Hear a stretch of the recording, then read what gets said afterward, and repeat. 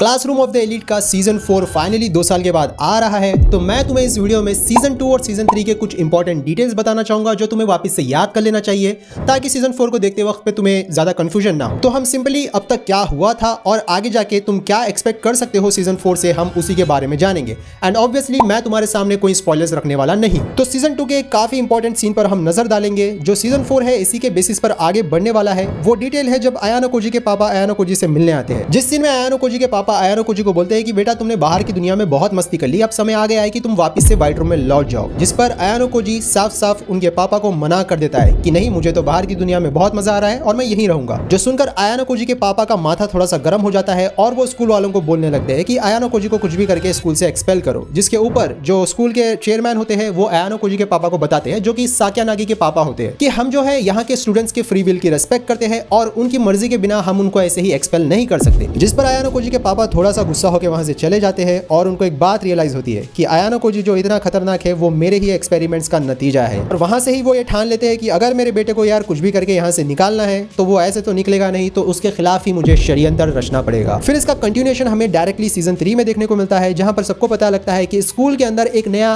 Acting director या फिर acting chairman आया है जिसका नाम सुकीशिरो है। का कारण हमें सुनने को मिलता है जो फॉर्मर चेयरमैन थे स्कूल के, उनको किसी कारण के लिए टेम्परेरी सस्पेंड कर दिया गया है। तो जब तक उनका सस्पेंशन खत्म नहीं हो जाता तब तक सुकीशिरो सारे स्कूल को संभालेगा। तुम्हें तो वो सीन याद ही होगा जब सुकीशिरो की एंट्री होती है तो वो आयानो कोजी और साक्यानागी को कितना ब्रूटल तरीके से ट्रीट करता है। मतलब वहां पर हमें थोड़ा सा नजर आता है कि आयानो कोजी के जो फेशियल एक्सप्रेशंस है वो चेंज हुए हैं। वेल हमें ये पता लगता है कि सुकीशिरो को कोई और नहीं बल्कि आयानो कोजी के पापा ने ही भेजा है, जिसको ये टास्क देके भेजाया है कि कुछ भी करके आयानो कोजी को स्कूल से एक्सपेल करवाओ। सीजन 3 के एंडिंग में सुकीशिरो डायरेक्टली आयानो कोजी को कन्फ्रंट करता है और वो उसे एक चैलेंज भी देता है। सुकीशिरो आयानो कोजी को बताता है कि मैं सेम व्हाइट रूम से तेरी तरह ही एक स्टूडेंट को यहाँ पर बुला रहा हूँ और अप्रैल के एंड से पहले अगर तू मुझे बता देगा कि व्हाइट रूम का वो स्टूडेंट कौन है तो मैं तुझे एक्सपेल नहीं करूंगा, मैं अपनी हार मान लूंगा। तो यहाँ तक तो तुम्हें पता लग गया होगा कि सीजन 4 में आगे कहानी कैसे मोड़ लेगी, कहां से शुरू हुई थी और कहां पे जा रही है।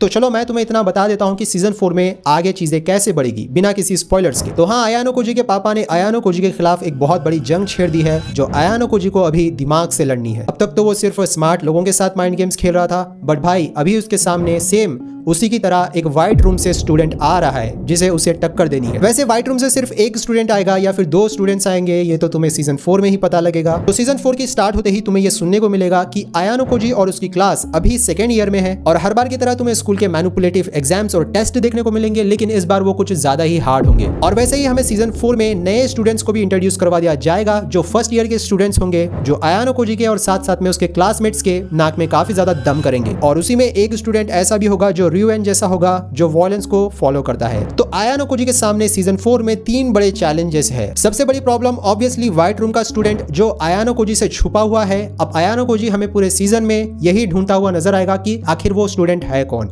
अब ऑब्वियसली वो भी व्हाइट रूम से है तो वो अपनी आइडेंटिटी इतनी जल्दी से रिवील नहीं करेगा। दूसरा है सुकीशिरो। सोचो यार, तुम स्कूल में हो, स्टूडेंट्स को तो तुम हैंडल कर लोगे, लेकिन फैकल्टी का मेंबर ही तुम्हारे पीछे पड़ा है हाथ धोके। और तीसरे है जो मैंने तुम्हें अभी बताया है, फर्स्ट ईयर के स्टूडेंट्स जो सुकीशिरो के इशारों पर ही नाचेंगे आयानो कोजी को एक्सपेल करवाने के लिए। अब देखो, ईयर 2 की लाइट नॉवल मैंने ज्यादा पढ़ी नहीं है, तो हो सकता है कि हमें आयानो कोजी और कारुइजावा का जो रिलेशनशिप था वो भी आगे बढ़ता हुआ दिखाई दे। क्या पता आयानो कोजी को उसकी पहली चुम्मी भी मिल जाए, क्योंकि सीजन 3 के एंडिंग में हमने देखा था कि आयानो कोजी ने एक बात बोली थी कि उसको लव कैसा होता है, इसकी फीलिंग कैसा होती है, उसके बारे में सीखना है। सुजुने होरिकिता का नया लुक भी तुमने सीजन 3 में देख लिया होगा। सीजन 4 में हमें उसके क्लासमेट्स का रिएक्शन देखने को मिलेगा, स्पेशली कुशिदा का। तो अप्रैल 1 को इसके 4 एपिसोड्स एक साथ रिलीज होने वाले हैं जो 90 मिनट्स का प्रीमियर होगा। इसके लिए बस थोड़े ही दिन बचे हैं, तो कमेंट्स में बता दो कि तुम ऑलरेडी कितना एक्साइटेड हो।